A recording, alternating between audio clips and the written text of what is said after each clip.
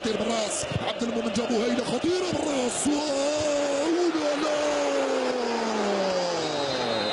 اسلام سليماني وايجور اكينفيف يخرج هذه الكره. الحكم ماذا قال؟ قال خطا ام قال وضعيه تسلل من عيسى مندي؟ نعم انت متسلل يا عيسى. لا يا نبيل يلعبها مع ابراهيمي. التسديده لم تكن موفقه يا ياسين. ايجور اكينفيف.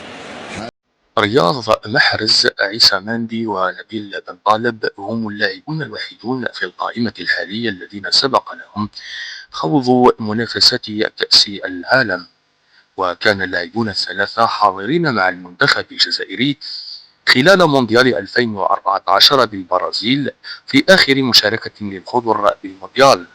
المدافع عيسى مندي يواصل مسيرته الدولية الاستثنائية، حيث يستعد لخوض البطولة القارية الثامنة بقميص المنتخب الوطني الجزائري: كأس العالم 2014، كأس إفريقيا 2015، كأس إفريقيا 2017، كأس إفريقيا 2019، 2021، 2023، 2025، وكذلك كأس العالم 2026.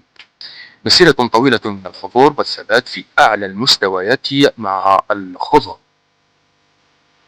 نبيل بن طالب اللاعب المجتهد والذي يقدم مستوى راقيا داخل أرضية الميدان، يعد قيمة فنية ثابتة في ناديه وحتى مع المنتخب الوطني، حيث أظهر الجرينتا والحرارة الجزائرية التي يمتلكها.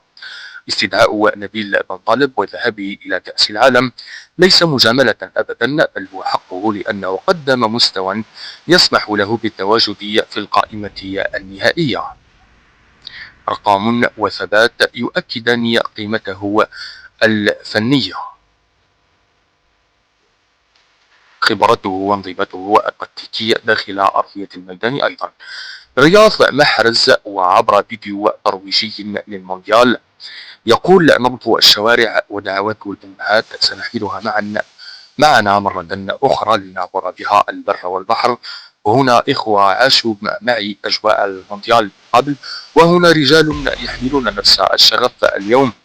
جميعنا نقف على أعتاب التاريخ، وهذه هي لحظتنا. نحن محاربو الصحراء وهؤلاء هم إخوتي. ياسين ابراهيم